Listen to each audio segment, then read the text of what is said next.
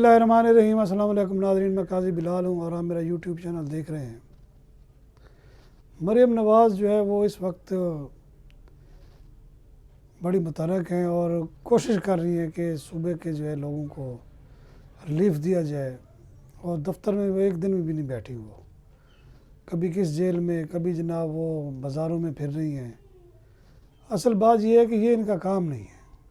ان کا کام یہ ہے کہ آپ آبزرو کریں، لک آفٹر کریں اور بیوروکریسی سے کام کروائیں۔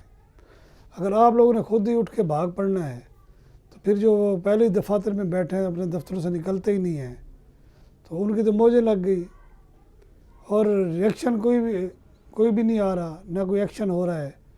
بس جاتی ہیں، فوٹو سیشن ہوتا ہے، اس کے بعد جناب وہ پتہ چلتا ہے جی بظاہر انہوں نے قیمتیں شو کر دی منسٹر کو، اپنا وزیر اعلیٰ کو، اور ساتھ جو کمشنر وغیرہ ہوتے ہیں ان کو وقتی طور پر بتا دیا جی اتنے ریٹ پہ بک رہے ہیں، اور واہ واہ کر کے وہ چلی جاتی ہے، جبکہ مہنگائی کا طوفان اسی جگہ کھڑا ہے، بلکہ اس کو جو کہتے ہیں کہ اور بڑھنے والا ہے۔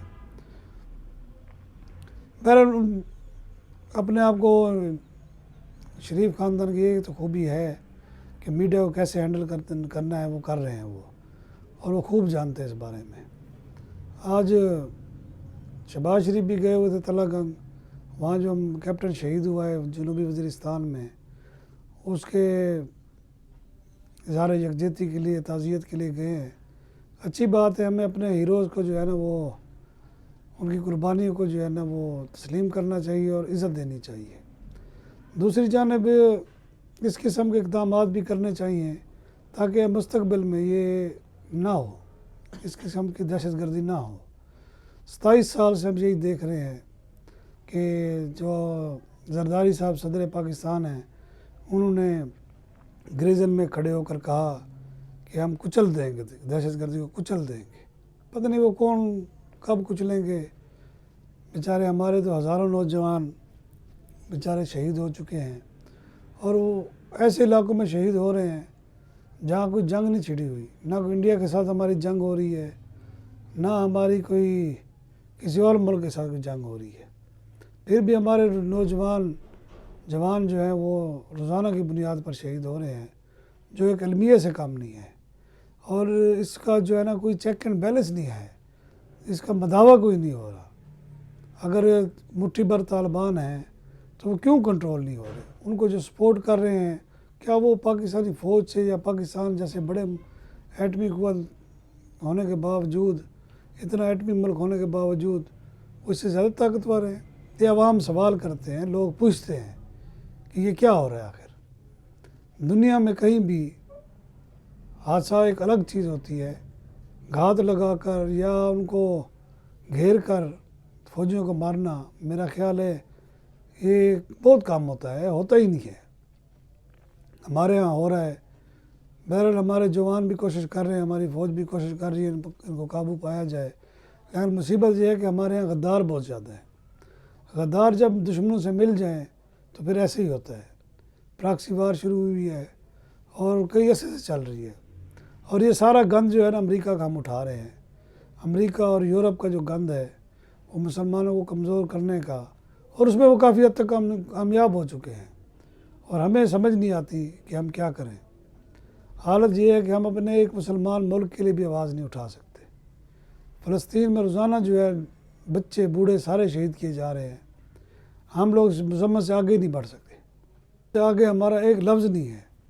بلکہ میں تو حیران ہوا یہ دیکھ کر، بلکہ پوری دنیا سوشل میڈیا پر وہ گیا، پی ایس ایل کے میچوں میں فلسطین کا جھنڈا نہیں اٹھانے دیا کسی کو۔ وہ نعرے لگا رہے تھے تو پولیس والے جو سادہ کپڑوں میں لوگ تھے وہ ان کو پکڑ لے گئے، ان سے جھنڈے چھین لیے۔ اس کا کوئی جواب دینا پسند کرے گا؟ اتنا ظلم! آپ یعنی کہ ایک ظلم کے خلاف دل میں بھی برا نہیں کہتے، عمل سے برا نہیں کہتے، آپ کو یعنی کہ مسلمانوں کو تک بالکل درجہ جو ایمان کا ہے انتہائی ضعیف ترین ہو چکا ہے۔ اور بڑا دکھ ہوا جب اس قسم کے مناظر دیکھے اور حیرت ہوئی کہ ایک مسلمان ملک جو ہے اس میں جو ہے نا آپ ایک مظلوم اپنے بھائیوں کے خلاف آواز نہیں اٹھا سکتے، اس کا جھنڈا نہیں اٹھا سکتے۔ اتنا دکھ ہوا یہ دیکھ کر۔ بہرحال اب ہم لوگ دکھوں کے عادی ہو چکے ہیں، ہمیں پرواہ ہی نہیں ہے۔ اب دنیا تو یہ بھی کہہ رہی ہے کہ یہ جو کچھ ہو چکا ہے یا جو کچھ ہو رہا ہے مسلمان خلیجی ممالک کے ساتھ، اب اگلی باری پاکستان کی ہے، اللہ پاکستان کو محفوظ رکھے۔